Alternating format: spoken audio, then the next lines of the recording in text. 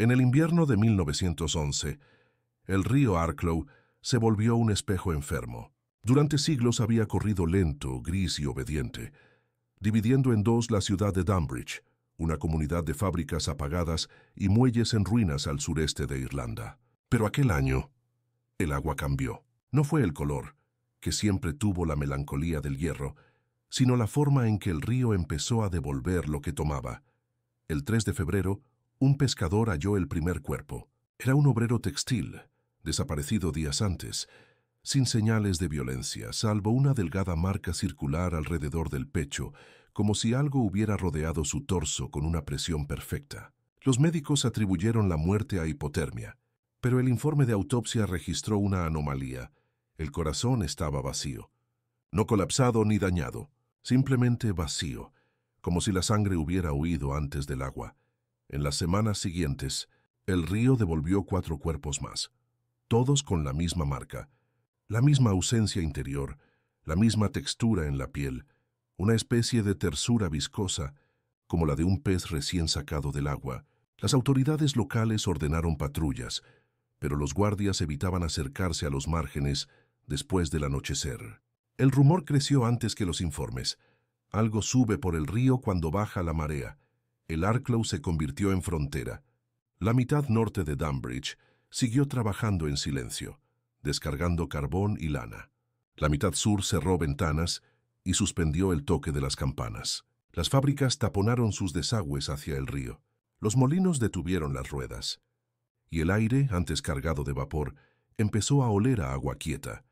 Los periódicos regionales publicaron una nota breve. 6º cadáver en el Arklow. La policía investiga. Ninguna mención a las marcas. Ninguna alusión al corazón vacío. La gente lo llamó simplemente La Cosa. Un nombre sin género ni especie, suficiente para ordenar el miedo. El archivo del condado guarda un conjunto de informes dispersos. Mapas, actas forenses, observaciones hidrológicas. Ninguno se atreve a describir lo que varios testigos aseguraron haber visto en la corriente. Una sombra que no obedecía la dirección del agua, que se movía contra la marea y desaparecía bajo los pilotes del viejo puente. En marzo, el nivel del río descendió inexplicablemente. El fondo mostró huellas semicirculares profundas, como de algo que se arrastró lentamente hacia el estuario. La población de Dunbridge disminuyó ese año un 15%. Algunos se marcharon sin despedirse, otros se quedaron y aprendieron a no mirar el agua. Los niños fueron advertidos: no lances piedras, no pronuncies su nombre. La policía suspendió las patrullas nocturnas en mayo, citando riesgo de insalubridad. Los pescadores abandonaron los muelles. Los molinos nunca reanudaron su actividad. En agosto, un último informe, sin firma, llegó al archivo del distrito. Solo contenía una frase: el río late. Desde entonces nadie volvió a nadar en el Arklow. Ningún registro oficial menciona nuevas víctimas, pero cada invierno, cuando la corriente baja y la luna refleja la ciudad dormida, el agua parece moverse con respiración propia. Los viejos lo repiten en voz baja: el río nunca mató, solo devolvió lo que había aprendido. Antes de que el Arklow se volviera temido, fue una herramienta.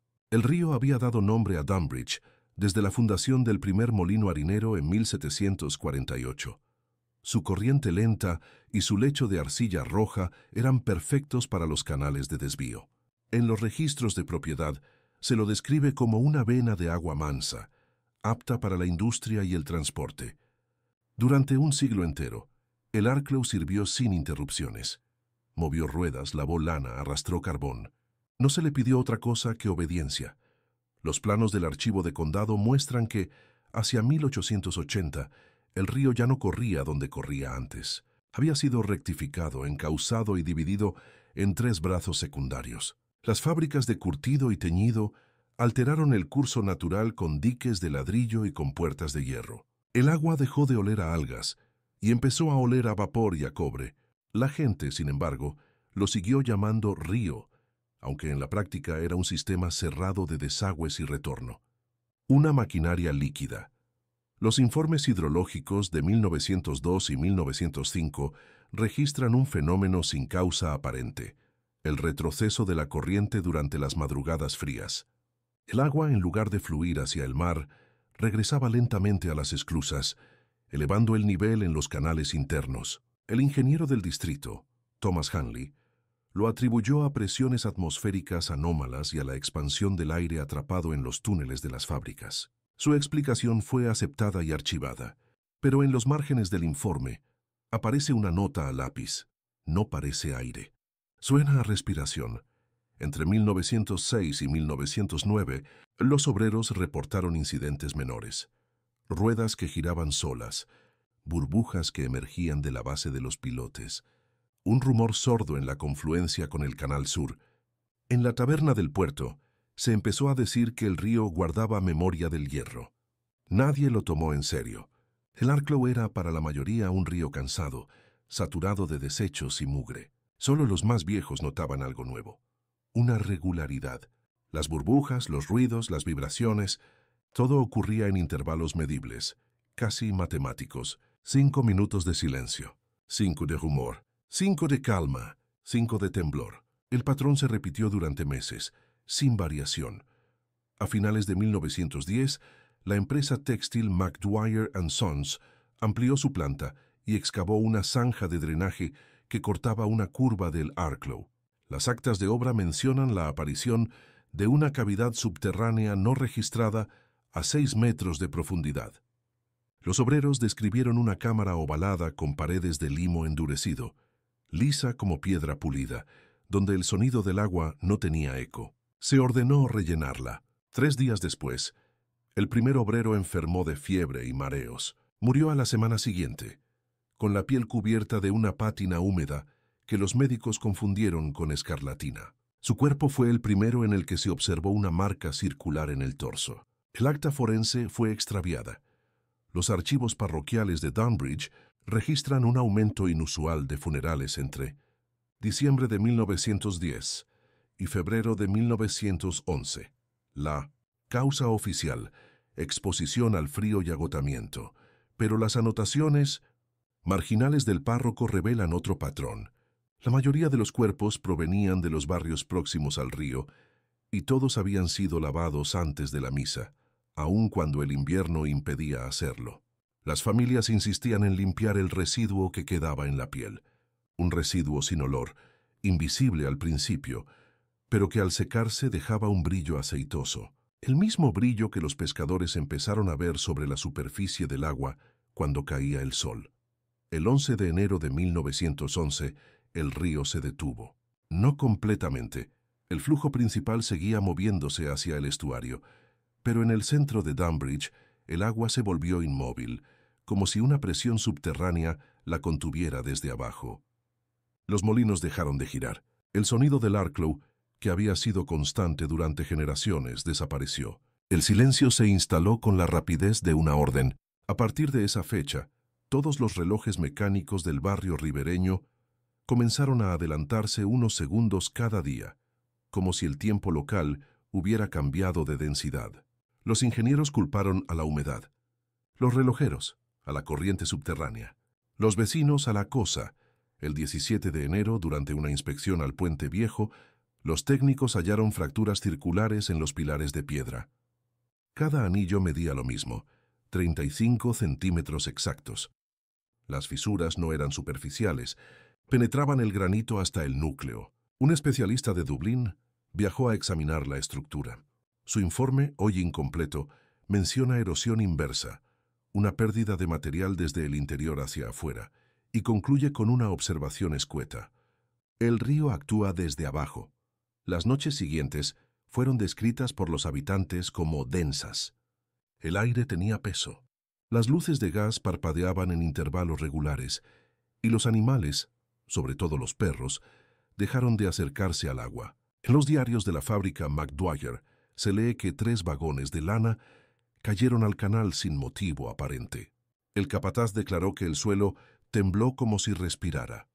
El inspector lo anotó, pero tachó la palabra respirara y escribió vibración mecánica.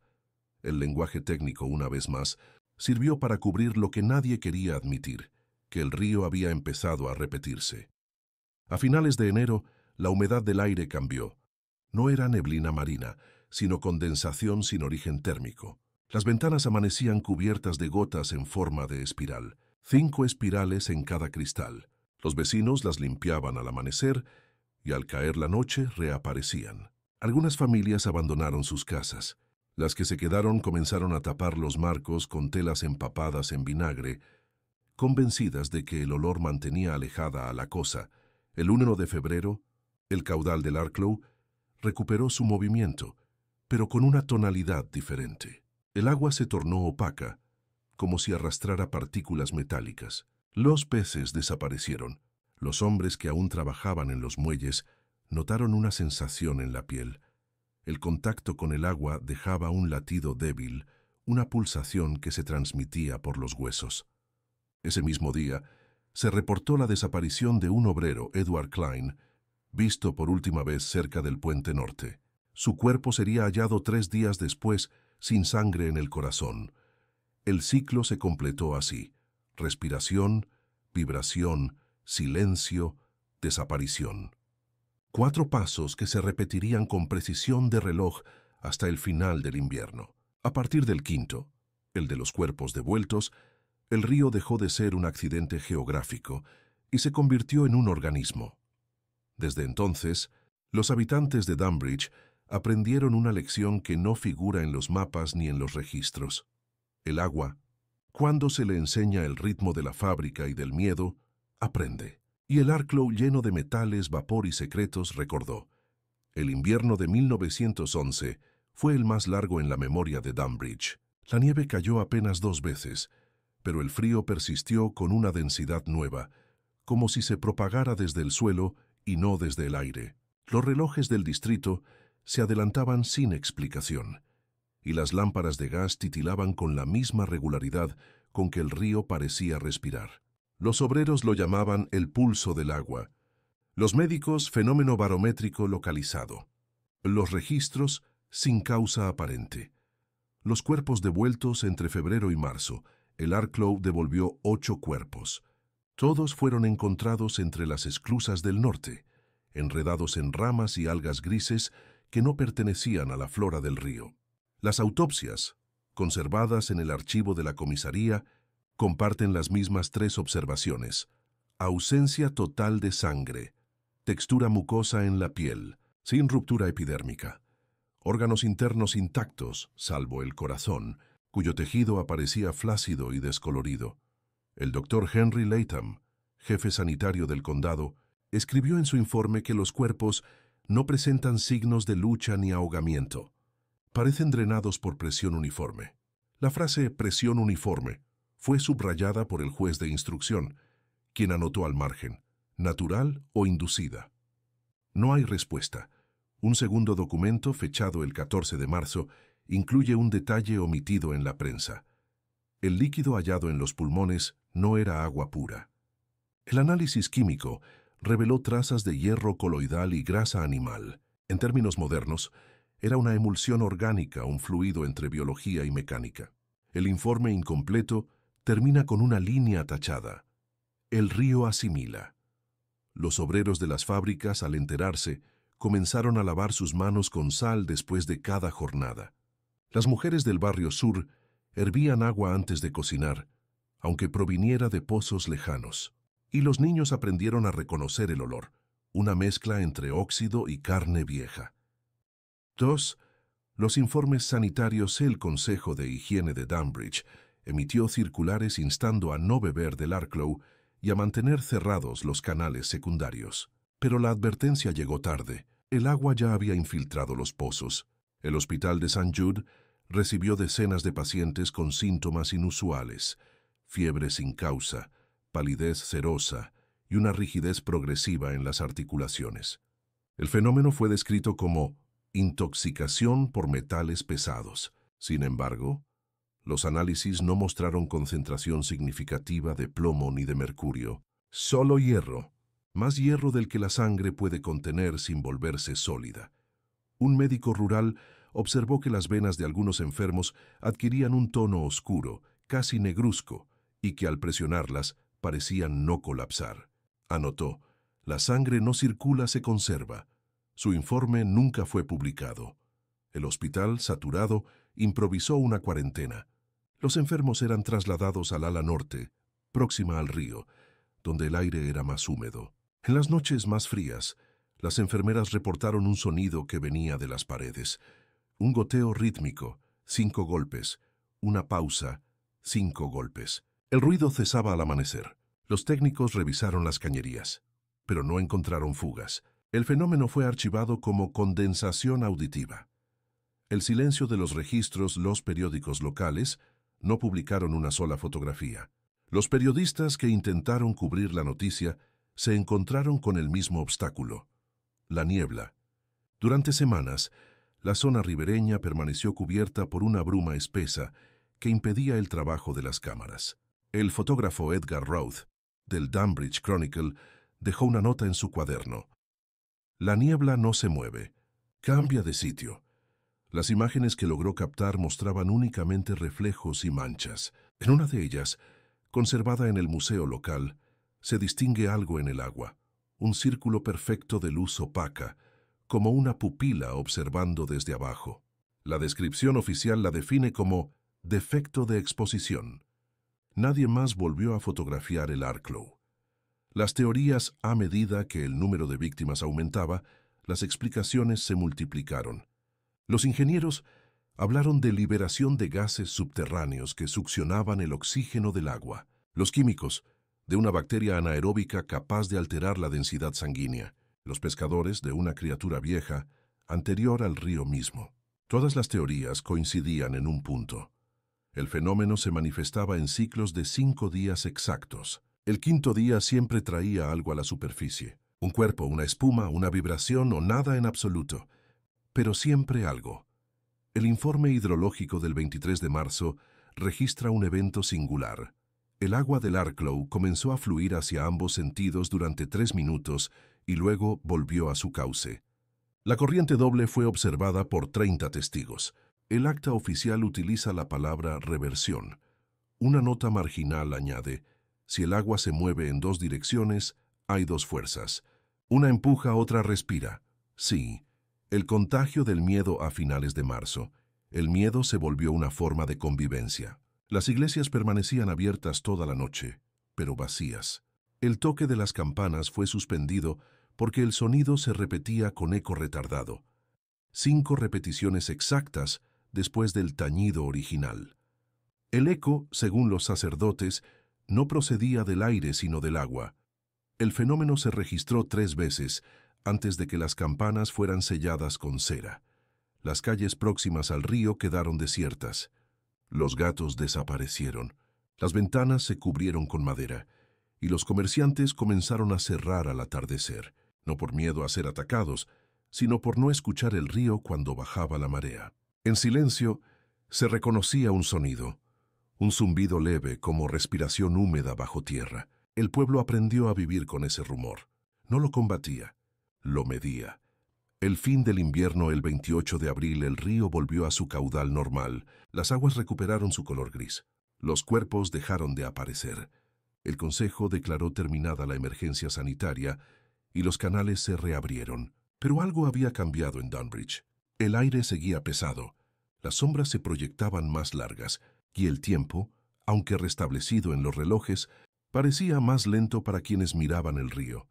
En el registro parroquial, el párroco escribió: el invierno terminó, pero el silencio no. Nadie discutió la frase. Epílogo de la estación en los informes posteriores. El doctor Latham propuso una última interpretación. El río no mata por sustancia ni por corriente, sino por contacto. No extrae la vida, la disuelve. Añadió una observación técnica. El agua parece absorber información biológica. Los cuerpos no son devorados, son copiados. El archivo sanitario cerró el caso con la fórmula: causas naturales no identificadas. El expediente fue sellado con tinta roja. Nadie volvió a pronunciar la palabra cosa. El término desapareció de los periódicos, de los informes y de las conversaciones. Solo quedó el silencio, un silencio que aún tenía ritmo. 5 pulsos, una pausa, y otra vez, 5. El río había aprendido el lenguaje del miedo, y los hombres el del silencio. La primavera de 1911 no trajo alivio a Dunbridge, trajo planos. El Consejo del Condado ordenó un levantamiento completo de alcantarillas, galerías de servicio, antiguos canales de molino y desagües industriales. No buscaban monstruos, buscaban pendientes. La hipótesis técnica era simple. Si el agua había invadido pozos y sótanos, debía existir una comunicación clandestina entre el Arklow y la infraestructura. El objetivo era mapear. El resultado fue escuchar. Cartografía del interior. Los ingenieros redactaron un primer croquis de subsuelo en mayo. La capa más superficial mostraba drenajes de ladrillo del siglo XIX, con rejillas en T y registros cada 100 metros. La segunda capa reunía túneles de fábrica que corrían paralelos al río, con compuertas de hierro aún operativas. Debajo, a 6 metros, los topógrafos registraron cámaras ovaladas que no figuraban en ningún archivo. Cavidades lisas, de limo endurecido, con paredes que repelían la humedad. El informe señaló una incompatibilidad acústica. Los martillos de los inspectores golpeaban y el eco no volvía. Las cámaras absorbían el golpe.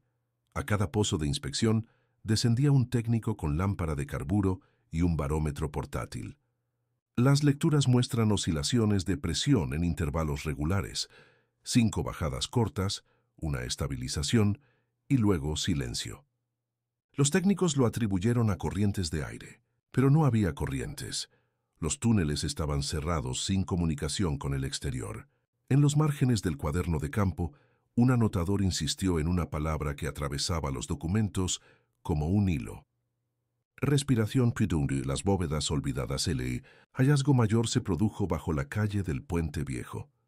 Tras retirar un paño de ladrillos deteriorados, los obreros encontraron una bóveda de dimensiones desproporcionadas para una alcantarilla.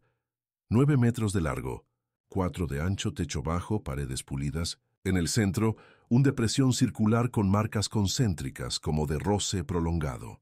El agua no corría, palpitaba. El barómetro cayó 5 milibares durante 5 segundos al encender la lámpara. Al apagarla repitió el descenso. Los ingenieros anotaron efecto térmico. La cifra se repitió en 3 fechas distintas, siempre al mediodía. Las bóvedas menores se extendían bajo comercios y casas. Algunas conectaban con sótanos privados por grietas antiguas. Los propietarios juraban no haber sabido de esas cavidades. El yeso de los muros interiores presentaba auréolas circulares del tamaño de un pecho humano. La coincidencia con las marcas de los cuerpos devueltos por el Arklow no fue consignada oficialmente. El lenguaje del expediente cambió de verbo, de drenar a contener. La hidráulica contradicha el segundo mes de inspecciones destruyó la única certeza de los ingenieros, la de la pendiente. El agua en ciertos tramos subía, no por sifón ni por presión externa, sino por ritmo. Lo hacía en pulsos medibles que desmentían las leyes simples del nivel. Las compuertas cerradas vibraban sin fuga. Las abiertas quedaban inmóviles. En algunos tramos, la película superficial del agua mostraba ondas centrífugas que nacían en un punto fijo y se apagaban a 2 metros, como si el líquido enviara un mensaje exacto y lo retirara. La nota de un técnico resume la contradicción. No hay caudal, hay intención. Fue tachada. Los molinos desmantelados, que durante décadas habían impuesto su ritmo al río, aparecieron ahora como museos de un pulso antiguo. Ruedas detenidas con dientes gastados, canales de derivación convertidos en pozos, ejes de hierro cubiertos de pátina. En el registro aparece una fotografía de la rueda de McDwyer. En su aro 5 marcas nuevas, equidistantes, no corroídas sino bruñidas por contacto reciente. La rueda, inmóvil desde 1904, guardaba un rosario de roce.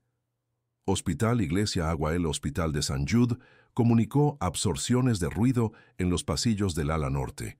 Las carretillas chirriaban menos, los tacones no golpeaban, las puertas cerraban sin sonido. La acústica de casa enferma se trasladaba al subsuelo. Cada vez que la caldera expulsaba vapor por válvula, una respuesta sorda llegaba desde el piso. 5 golpes, 1 por segundo. Los manómetros no registraban variación. Los oídos, sí. En la iglesia de San Crispín, los sacristanes limpiaban cada mañana un residuo cetrino en el zócalo del ábside. No era cera, no era salitre. Bajo el altar, una rejilla sellada desde 1887 condujo a un corredor estrecho que desembocaba en una cavidad oval reciente. Allí la humedad no goteaba, sudaba en película. La gota nunca caía. El párroco anotó: el agua se sostiene contra la gravedad. El acta parroquial archivó la observación como humedad persistente. 5.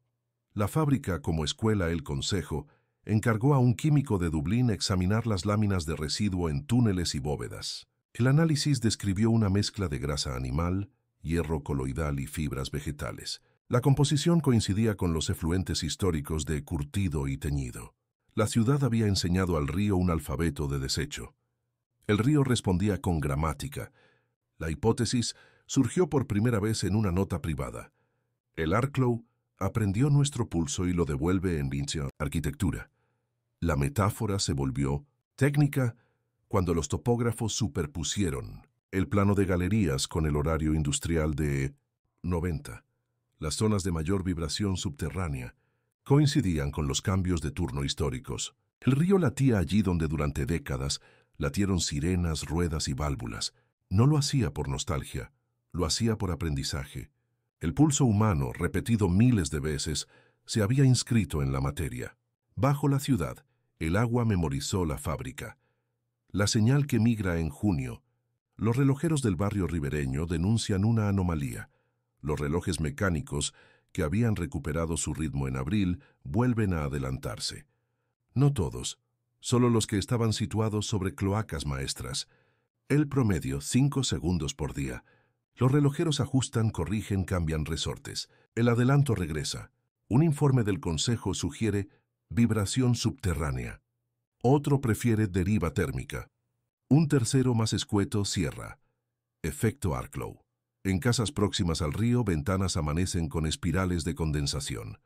No ya 5 por cristal, sino una espiral que contiene 5 vueltas exactas, repetida en habitaciones distantes. El fenómeno no responde a orientación ni a exposición solar. Un técnico propone que la tensión superficial del agua en el vidrio ha sido enseñada a formar la figura. La propuesta no llega al acta final. Party. El pasaje de los vivos, el recuento sanitario, anota un descenso de enfermedades respiratorias y un aumento de trastornos de circulación en 2 calles específicas. Los médicos describen frialdad en extremidades y pulso superficial. La sangre llega tarde.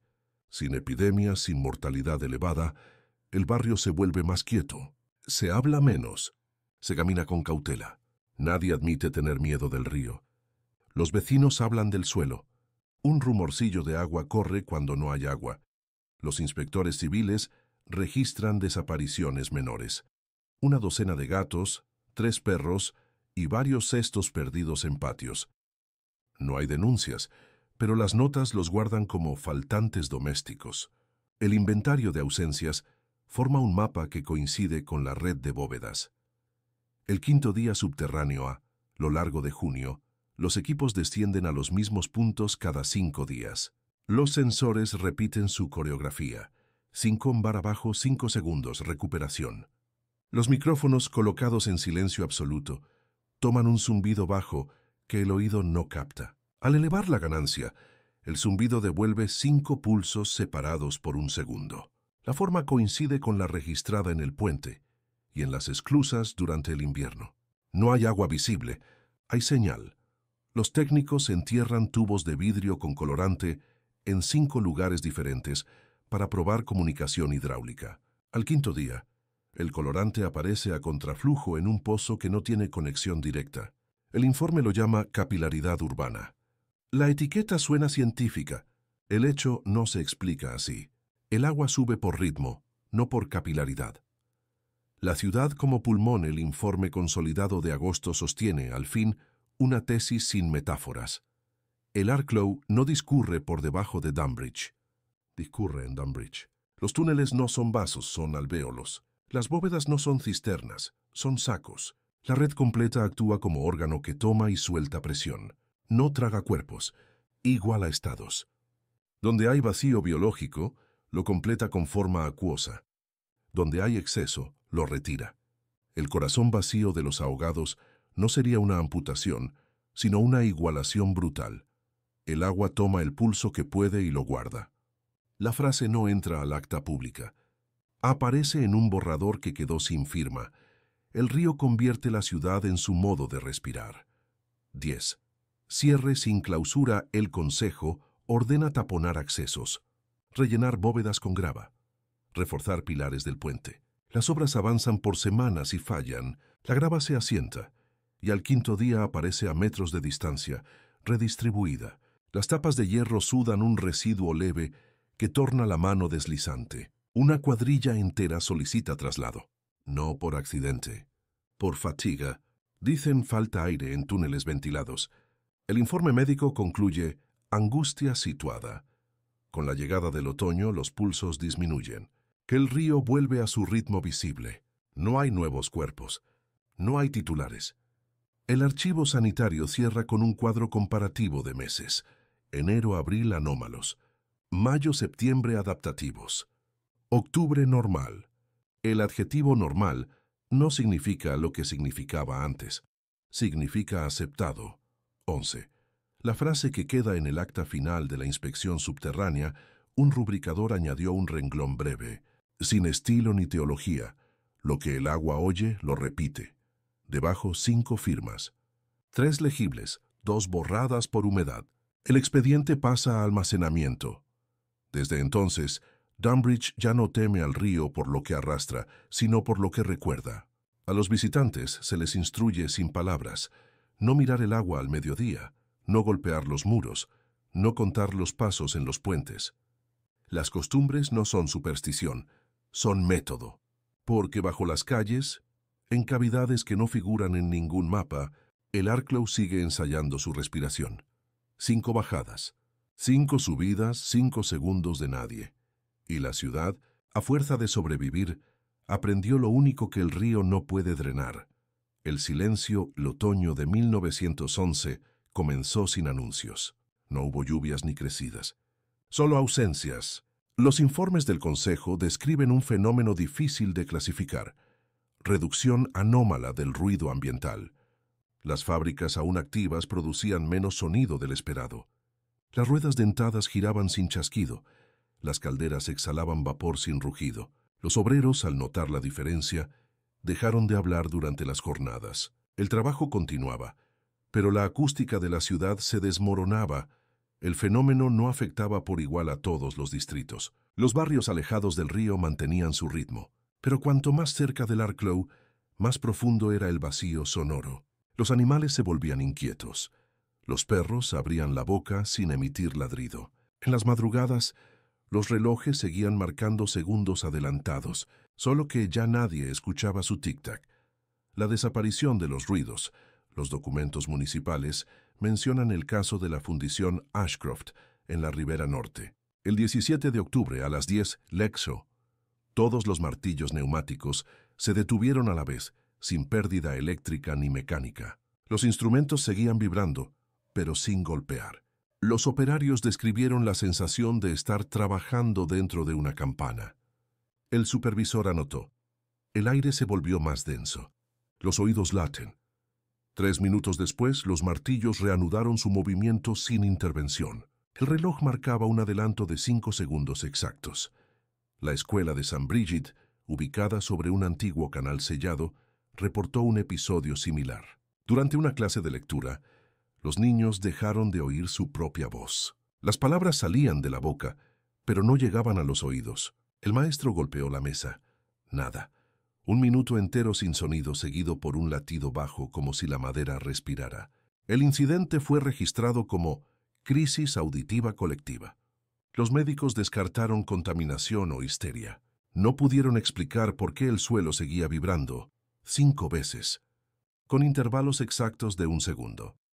El silencio medible. El ingeniero Thomas Hanley, responsable de las mediciones acústicas desde los túneles, decidió instalar barómetros y fonógrafos en distintos puntos del casco urbano. El 21 de octubre, todos los dispositivos registraron oscilaciones de presión de 5 milibares, idénticas a las observadas meses antes bajo tierra. La diferencia era una: el fenómeno ahora se manifestaba en superficie. El Arklow no subía, se expandía. Los fonógrafos, al reproducir las grabaciones, revelaron una ausencia activa, un tramo de 5 segundos de cinta sin sonido, que al ser amplificado mostraba una onda invisible, una frecuencia negativa. Los técnicos la denominaron inversión de fase ambiental. En palabras simples, el aire cancelaba el ruido. El río estaba enseñando al aire a callar. Hanley envió su informe al consejo con una advertencia. El silencio parece contagioso. Donde se instala, se replica. El documento fue sellado no por superstición, sino por precaución administrativa. A esas alturas, nadie en Dunbridge confiaba en el papel. Las palabras escritas también parecían adelantarse al pensamiento. Los metales que tiemblan los herreros fueron los primeros en notar otro cambio. Las herramientas dejaban una vibración persistente después del uso, como si algo invisible siguiera golpeando el hierro. Las hojas de sierra oscilaban sin contacto, y las campanas oxidadas del puerto, las que nadie tocaba desde hacía años, sonaban por sí solas al caer la tarde. El fenómeno se repitió 5 veces por semana, siempre a la misma hora, 12:05 del mediodía. Un informe técnico de la Fundición Cochrane detalla que las piezas colgadas presentaban microoscilaciones de 1,2 Hz, uniformes, sin causa vibratoria externa aparente. Los obreros comenzaron a guardar silencio para escuchar el metal. Y descubrieron algo peor. El sonido respondía. Al chasquear los dedos, la reverberación tardaba 5 segundos en devolver un eco, pero el eco no era el mismo tono, era más grave, más lento, como un corazón que aprende el idioma del golpe. 4. Intentos de medir el silencio. La Universidad Técnica de Belfast envió un joven físico, Arthur Milne, para estudiar el fenómeno. Milne instaló instrumentos en la ribera y en el centro de la ciudad. Durante 3 días, las lecturas fueron normales. El cuarto día, el barógrafo registró una curva descendente seguida de una oscilación rítmica. 5 caídas, 5 ascensos, idénticos a los patrones subterráneos de meses atrás. Milne tomó nota de algo inusual. El aire tiene memoria de presión. Su diario, recuperado años más tarde, contiene un dibujo, una onda con forma de espiral descendente, repetida 5 veces. El último trazo termina en una frase escrita sin concluir. El silencio se... La línea se corta. El resto de la página está en blanco. El consejo no volvió a tener noticias del joven investigador. Se dice que partió a Dublín con sus registros. Otros afirman que fue visto por última vez en los muelles, contemplando el río al mediodía. Las transformaciones del aire a medida que el silencio se extendía, los habitantes comenzaron a adaptarse sin saberlo. Los pulmones de muchos se volvían más lentos. Las respiraciones se sincronizaban con el pulso invisible del agua. Las conversaciones disminuyeron. La lengua de Dunbridge se redujo a gestos, miradas y un modo de caminar medido por intervalos. Los relojes seguían adelantando 5 segundos por día, y el cuerpo parecía acomodarse a ese margen. Los médicos del Hospital St. Jude registraron una disminución del pulso cardíaco promedio a 5 latidos por minuto por debajo del normal. La sangre se adaptaba al ritmo del río. Las calles, cubiertas de polvo gris, comenzaron a resonar bajo el peso de los pasos. No era sonido, era una sensación, una vibración profunda que el cuerpo percibía antes del oído. El suelo en algunos sectores se abombaba levemente, como si bajo la piedra algo expirara. Los técnicos midieron el fenómeno y hallaron una constante. Las variaciones coincidían con los antiguos canales sellados. El río no subía, se infiltraba en la respiración del suelo. La imitación, el doctor Latham, que había documentado las autopsias del invierno, publicó un nuevo informe confidencial. Su tono era más reflexivo que clínico. Escribió: el Arklow no devora ni ahoga, imita, lo que ve lo repite. Si se le enseña la forma de un corazón, la reproduce. Si se le enseña el ritmo de una fábrica, lo perpetúa. Ahora parece haber aprendido el compás de la respiración. El informe fue archivado como ensayo de observación fisiológica. En su margen inferior aparece una observación que no pertenece al doctor, escrita por otra mano. ¿Y si ya no hay diferencia entre el río y el aire? A finales de noviembre, el viento comenzó a soplar con ritmo. Los días se hacían más cortos y en cada cambio de marea el aire del valle descendía 5 grados durante 5 segundos. Las aves emigraron antes de tiempo. Los relojes se detuvieron uno tras otro sin romperse, y el silencio, ahora total, parecía sostener la ciudad como una membrana. Los reflejos finales, el último registro del año, pertenece a un operador de telégrafo que trabajaba en la estación de Dunbridge. Escribió que cada mediodía los cables emitían una vibración sorda que recorría toda la línea. No interfería con la comunicación, pero dejaba un eco en el auricular. 5 impulsos cortos, idénticos cada día. El operador, curioso, los transcribió como código Morse. El resultado, traducido, formaba una palabra incompleta, ARKL. El resto se perdió entre estática. El operador no volvió a intentar la prueba. Con diciembre el frío regresó. Los canales helados reflejaban un resplandor dorado, como si debajo de la escarcha siguiera corriendo algo tibio. Dunbridge, exhausta, aceptó su nueva normalidad. Los relojes se adelantaban.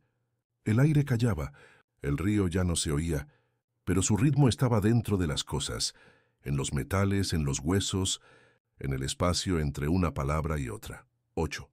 Epílogo de superficie en los archivos de la ciudad. El último documento de 1911 lleva una rúbrica temblorosa. Es un informe de mantenimiento sin destinatario, con una sola frase.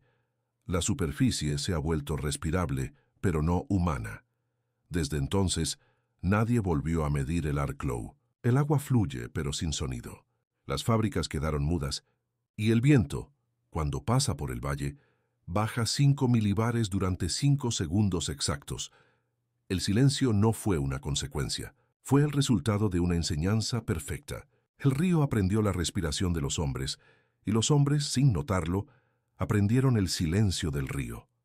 El silencio de 1911 no dejó solo miedo, dejó método. A partir de la década de 1930, el condado inició una serie discreta de registraciones con la idea de convertir lo innombrable en papel. No buscaban oír al río, eso había quedado atrás, sino medir cómo el silencio lo organizaba todo. A ese conjunto de pruebas, copias, fichas y cintas se lo conocería más tarde como el archivo de las voces.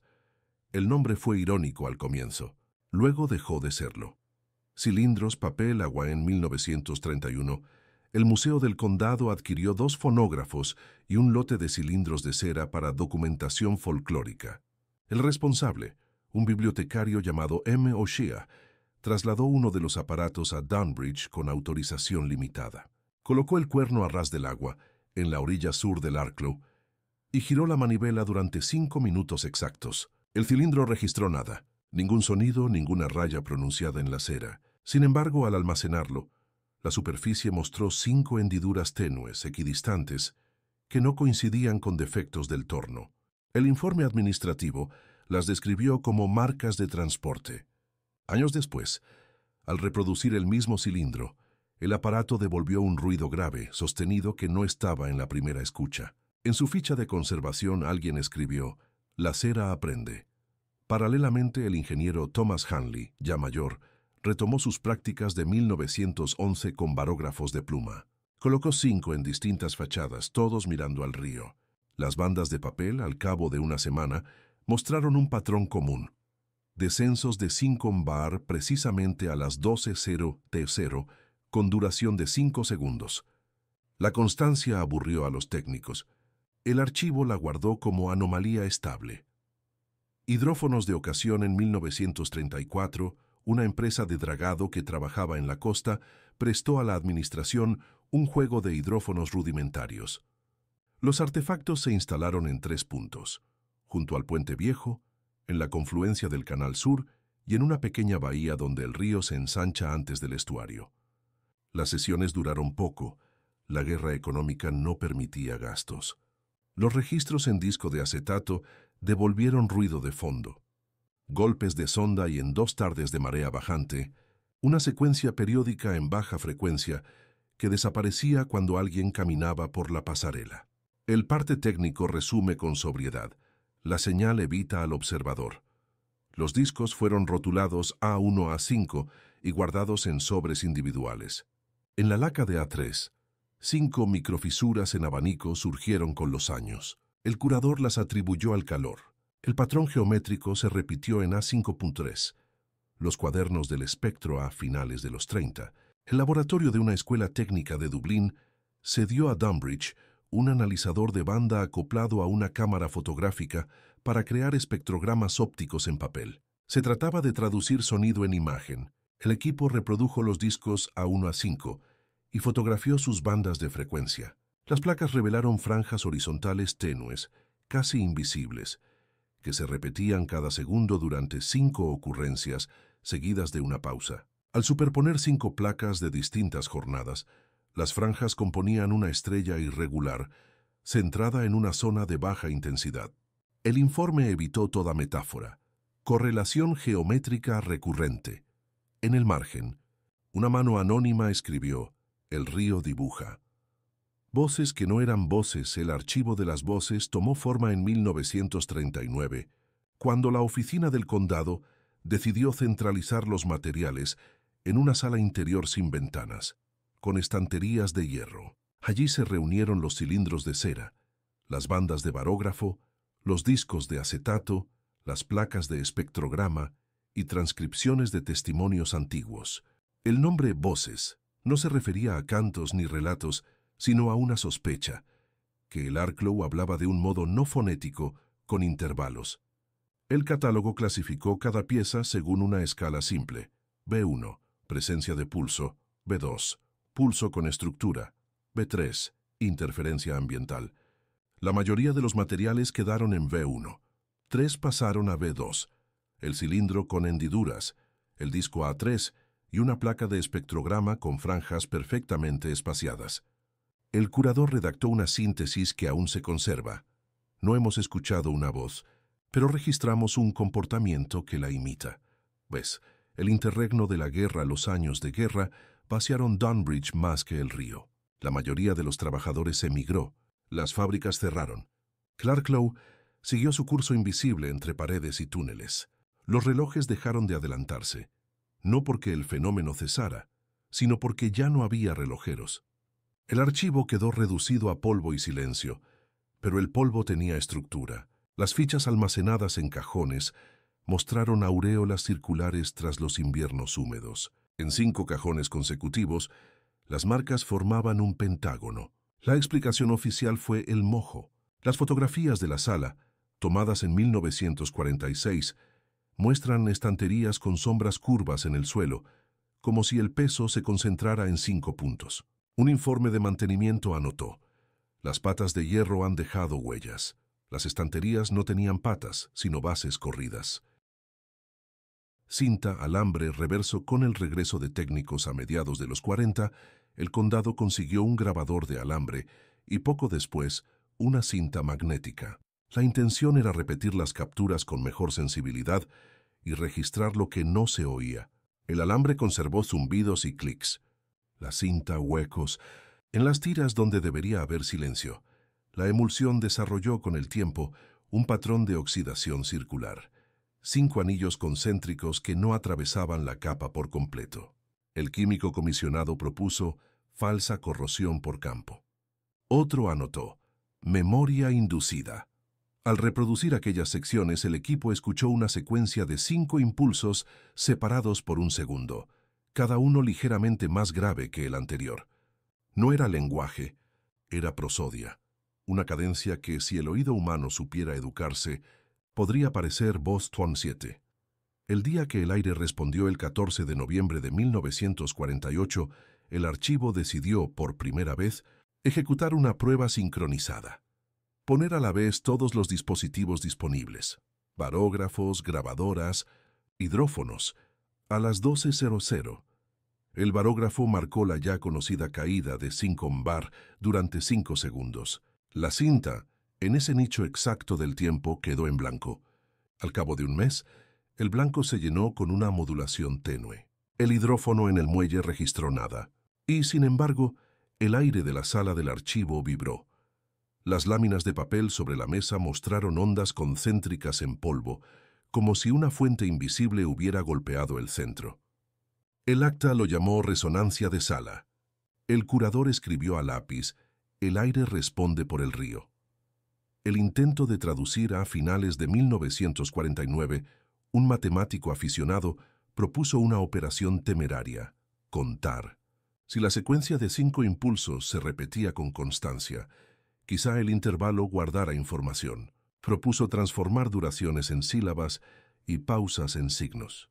El experimento generó hojas llenas de marcas, columnas con series de 5, intercaladas por reposos idénticos. El resultado inevitable fue ritmo. Un sacerdote consultado de manera privada, sin dejar registro nominal, sugirió que aquello era métrica sin palabra. La iglesia no intervino. El archivo archivó Punasenue. Lo que se mueve cuando nadie mira la década de 1950 trajo al archivo su fenómeno más discreto: reordenamientos. Cintas numeradas cambiaban de caja. Sobres con discos aparecían en estantes distintos. Fichas de catálogo mostraban correcciones invisibles. No fue descuido. El inventario de 1953 señaló que 5 registros V1 aparecían ahora como B2, con una anotación en tinta antigua que nadie reconoció. Las caligrafías fueron cotejadas. Ninguna coincidió. En el libro de sala, el vigilante nocturno escribió: «A mediodía el hierro de la cerradura se enfría». La frase fue tachada. La cerradura fue cambiada por una de bronce. El fenómeno persistió. 10. El patrón que se pliega al consolidar todo en 1955, el archivo produjo su único documento de ambición teórica, sobre la persistencia de intervalos. El informe, circulado a 4 instituciones, evitaba mencionar Rios o Dunbridge. Hablaba de sistemas con memoria de fase, donde una perturbación periódica sobrevive al soporte: cera, papel, vidrio, metal, aire. La conclusión era simple. La forma, 5 impulsos plus pausa, permanece aunque cambien materia y año. Una nota sin firma añadió al pie: «Lo que aprendió el agua ahora lo repite el mundo». Epílogo de archivo. El último registro de la etapa clásica del archivo de las voces es de 1957. Es una fotografía de baja luz. La mesa central, 5 sobres abiertos, una banda de barógrafo en diagonal, una cinta recortada, un cilindro con hendiduras. Sobre el polvo, 5 puntos claros, alineados como una constelación. La copia de la foto, guardada en el museo, muestra algo que la original no tenía: una mancha circular discreta en el borde inferior derecho. La etiqueta dice: «degradación por humedad». El curador viejo, que había visto muchas humedades, escribió detrás en secreto: «La voz añade». A partir de aquí, el archivo dejó de creer que podía escuchar lo extraordinario. Comprendió que lo extraordinario hacía escuchar a cualquier cosa que se quedara quieta el tiempo suficiente. Dunbridge ya no intentó explicar al Arklow con mapas, ni bombas, ni válvulas. Se limitó a ordenar sus pruebas, sellar los estantes, marcar los mediodías. El río, por su parte, no volvió a entregar cuerpos, solo intervalos. Los papeles que sobreviven, cilindros, discos, espectrogramas, barógrafos, no son reliquias del pasado, sino espejos. Cada vez que se los revisa, ajustan su silencio al del presente. El archivo aprendió entonces la única regla que todavía se respeta en Dunbridge: no reproducir nada a las 12:00. No por miedo a un monstruo, sino por respeto a un lenguaje que la ciudad conoce desde hace un siglo y que el mundo, tarde o temprano, aprende. El de 5 pulsos y una pausa. El resto, como siempre, lo hace el silencio. A mediados de 1958, el gobierno del condado de Wicklow aprobó la restauración del puente viejo de Dunbridge, dañado por décadas de corrosión. El objetivo era reforzar los pilares con cemento armado y sustituir las planchas de hierro por vigas de acero laminado. El río, hasta entonces inerte, volvió a moverse. Reconstrucción del hierro. Los ingenieros de la empresa Harrington & Mills retiraron la primera placa el 14 de julio. Bajo la capa oxidada apareció un brillo anómalo. 5 anillos pulidos perfectos, como si alguien hubiera pasado un cepillo circular sobre el metal con precisión milimétrica. Las marcas no eran superficiales. Al limarlas, reaparecían en la capa siguiente con igual diámetro. El ingeniero jefe anotó: Pátina estructural repetitiva, sin explicación metalúrgica. Las soldaduras nuevas comenzaron a fracturarse durante el enfriamiento, no por tensión ni temperatura, sino por vibración interna. Los instrumentos registraron microoscilaciones de 1,2 Hz, idénticas a las detectadas décadas antes en la fundición Cochrane. Cada fractura se formaba al 5.º minuto de haber completado la soldadura sin falla humana. La correspondencia temporal se convirtió en obsesión. Todo ocurría en múltiplos de 5. El hierro que respira el 20 de agosto, mientras los obreros aplicaban una nueva capa de recubrimiento, el capataz George Hemming notó un fenómeno físico que no constaba en los informes. El metal exhalaba. Una neblina ligera se desprendía de la superficie sin calor ni olor y se condensaba en el aire con forma de anillos flotantes que ascendían unos segundos antes de disolverse. El barógrafo de la obra registró una caída de 5 milibares. Los obreros se apartaron, pero el fenómeno se repitió al soldar el siguiente tramo. El aire alrededor del puente se volvió más frío y más denso. La voz humana tardaba en propagarse. Las órdenes se daban a señas.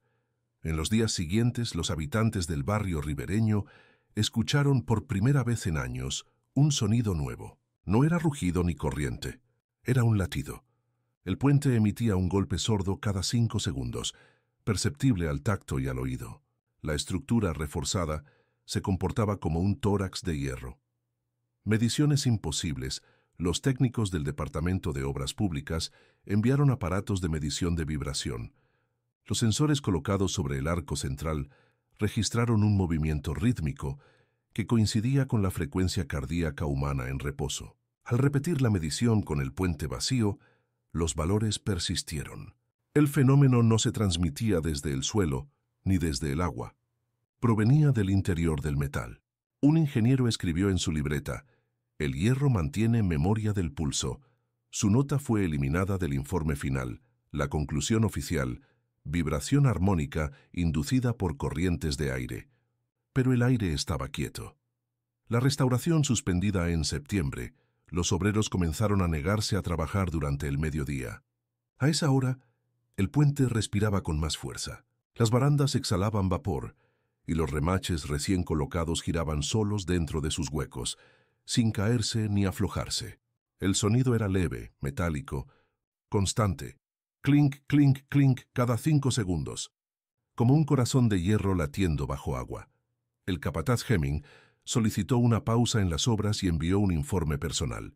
La estructura parece viva. Si se la golpea, devuelve el mismo golpe, más lento. Su solicitud fue rechazada. 2 semanas después, la empresa abandonó la obra sin aviso. Los trabajadores dejaron herramientas, carretillas, un reloj de bolsillo.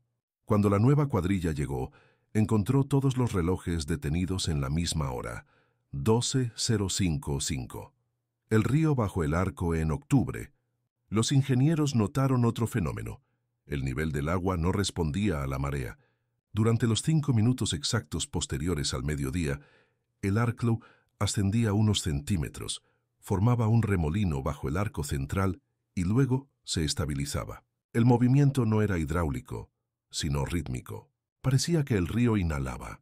Los reflejos del agua mostraban un parpadeo tenue, una oscilación luminosa que se correspondía con las vibraciones del hierro. Los técnicos del condado grabaron el evento con cámaras de 16 milímetros.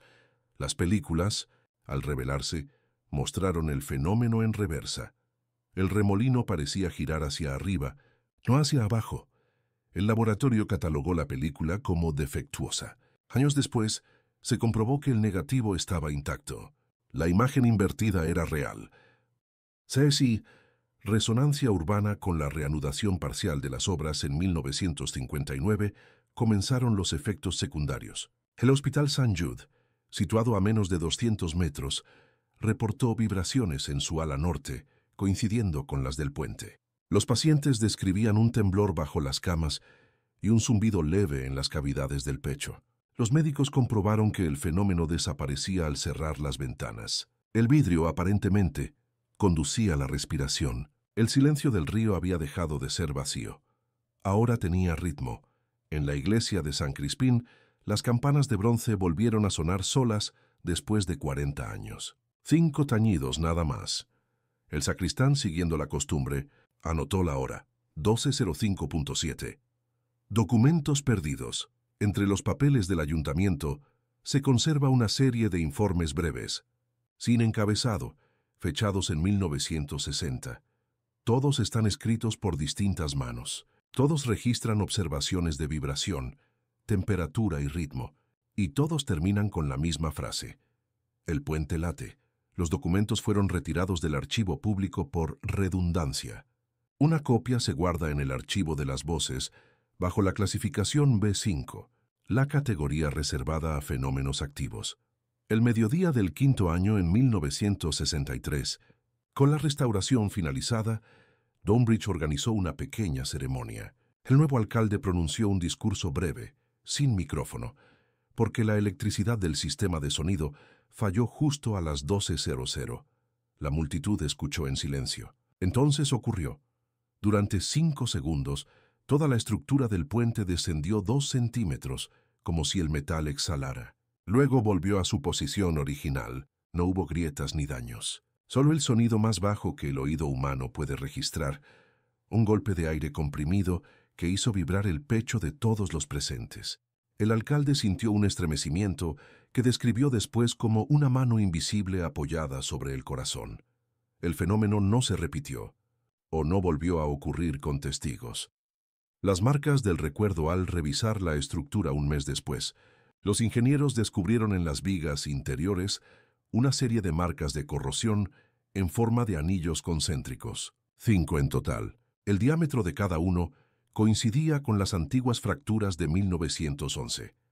Las marcas no se extendían hacia afuera, sino hacia adentro del metal. Era como si algo las hubiese dibujado desde dentro. El laboratorio de materiales determinó que no se trataba de óxido común, sino de una aleación insoluble formada por hierro, carbono y trazas de grasa orgánica. El informe cerraba con una frase técnica: posible retroalimentación biometálica.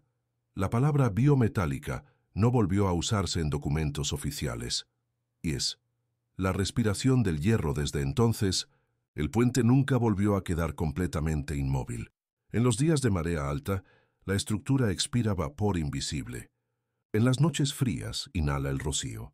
Los vecinos lo perciben como una leve brisa constante que sopla desde el centro hacia las orillas. Los pescadores antiguos afirman que al colocar la mano sobre las barandas se siente el pulso del agua bajo la piel. El puente no habla, pero respira. Nadie en Dunbridge lo considera un milagro ni una maldición. El fenómeno se ha integrado a la rutina, como el clima o el paso del tren. Solo los niños, cuando cruzan por primera vez, preguntan por qué el hierro parece vivo. Las madres responden lo mismo desde hace generaciones, porque recuerda. A partir de entonces, Dunbridge dejó de distinguir entre estructura y organismo. El Arklow ya no necesitaba cuerpos ni archivos. Había encontrado su forma perfecta, una ciudad que respiraba con él, un puente que guardaba su pulso, un hierro que recordaba la sangre. Y cada mediodía, cuando el silencio se alinea, el puente y el río laten juntos 5 veces y descansan. En 2007, casi un siglo después del invierno del silencio, el gobierno del condado de Wicklow aprobó un proyecto europeo de reconversión patrimonial: digitalizar los registros de Dunbridge, restaurar el puente y crear un pequeño museo sobre la memoria industrial del Valle del Arklow. El nombre era una cortesía. Nadie en Dunbridge pronunciaba memoria sin pensar en el río. Escaneo de lo antiguo. Los técnicos del proyecto instalaron escáneres de alta resolución en el archivo de las voces. Cerrado desde 1963. Las cintas, cilindros y papeles fueron fotografiados bajo luz blanca. A simple vista, el material parecía inerte: cera cuarteada, óxido en espiral, polvo gris. Pero en las imágenes digitales apareció algo que los conservadores no esperaban. Cada superficie mostraba patrones concéntricos invisibles al ojo humano. 5 anillos exactos. La inteligencia artificial del software los interpretó como artefactos de compresión y trató de eliminarlos. El resultado fue peor. El archivo digital reconstruyó los anillos, ahora más definidos, más simétricos, como si la eliminación hubiera sido una forma de activación. Uno de los técnicos, Helen Byrne, escribió en un correo interno: "Los patrones responden al algoritmo. Se reordenan cada vez que intento limpiarlos". El correo fue archivado como anécdota técnica, pero en los días siguientes, los equipos comenzaron a registrar un fenómeno físico. El aire de la sala bajaba de presión exactamente 5 milibares durante las transferencias de datos. El patrón era idéntico al de los barógrafos de 1911. Restauración del puente paralelamente. Un equipo de ingenieros inició una nueva restauración estructural del puente viejo. Las planchas de acero presentaban un desgaste atípico, una red de microfisuras que, bajo el microscopio, formaban figuras circulares concéntricas, con un centro perfectamente vacío. El análisis metalográfico mostró que el desgaste no era por fricción ni oxidación, sino por fatiga periódica sin carga. La frecuencia coincidía, una vez más, con 1,2 Hz. El ingeniero jefe, que no conocía la historia completa, comentó: "El puente respira como si tuviera un corazón mecánico. Durante los trabajos, los sensores sísmicos instalados para medir vibraciones detectaron pulsos regulares en el subsuelo. 5 golpes, una pausa, repetidos cada hora al mediodía". Los geólogos atribuyeron el fenómeno a ondas de tráfico subterráneo, aunque bajo el río no hay túneles. El retorno del archivo El Museo abrió oficialmente en 2009 con una exposición titulada El río que trabajaba. Una de las piezas centrales era la digitalización de los cilindros de cera del archivo de las voces.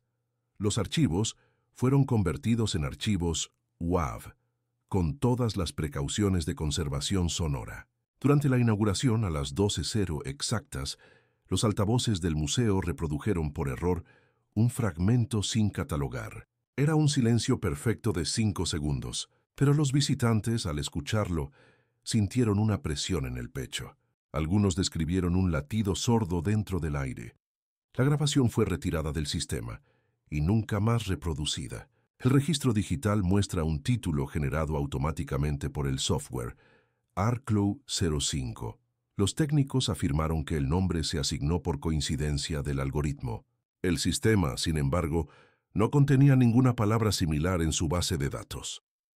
Vibraciones invisibles. Entre 2010 y 2012, los sensores de humedad del museo comenzaron a registrar microfluctuaciones de presión. Cada mediodía, los valores descendían sin cumbar durante 5 segundos, afectando solo la sala principal. Los sensores, conectados en red, generaban informes automáticos que, sin intervención humana, ordenaban los registros en grupos de 5. El software no estaba programado para hacerlo.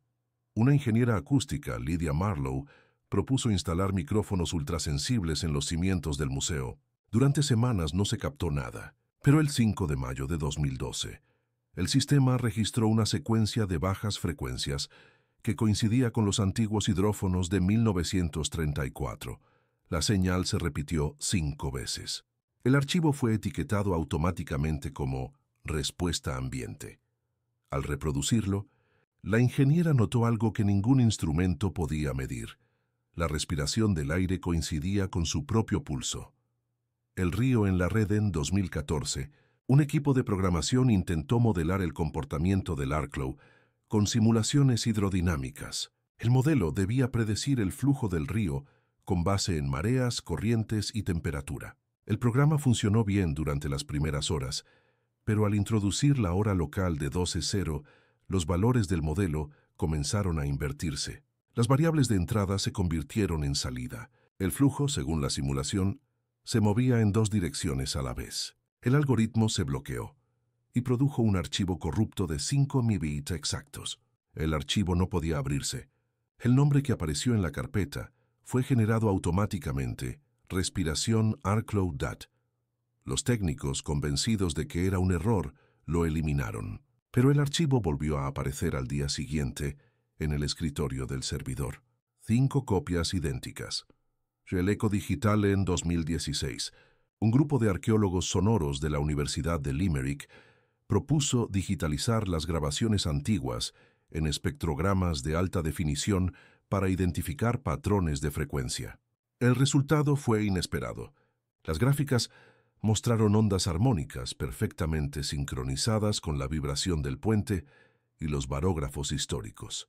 Las líneas, al ser convertidas en coordenadas tridimensionales, formaron un volumen geométrico, una espiral de 5 vueltas, cerrada sobre sí misma. El equipo la llamó espiral de Arklow.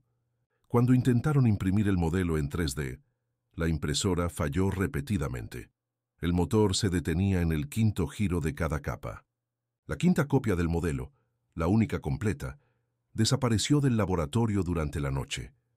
En los registros de vigilancia se observa una sombra acuosa moviéndose a contraluz, difusa, como vapor. Los técnicos archivaron el incidente bajo la categoría condensación de lente. Nadie volvió a mencionarlo. 7. Los latidos actuales. Hoy, más de un siglo después, Dunbridge sigue siendo una ciudad pequeña, atravesada por un río que ya no se nombra. Los relojes públicos siguen adelantando 5 segundos por día. Los sensores de tráfico marcan una leve vibración al mediodía. El puente, ahora iluminado con luces LED, emite un destello casi imperceptible cada 5 segundos, visible solo en cámaras de alta velocidad. Nadie lo considera extraño. La guía turística lo define como reflejos del agua. El museo, sin embargo, mantiene una rutina. Todos los días, a las 12:00, los sistemas de monitoreo se apagan automáticamente durante 5 segundos, no por error, por precaución. El manual de mantenimiento indica evitar registrar o reproducir señales acústicas durante el intervalo natural de sincronización atmosférica. Nadie explica qué significa, pero todos cumplen la regla. Lo que queda el río Arklow ya no devora ni imita.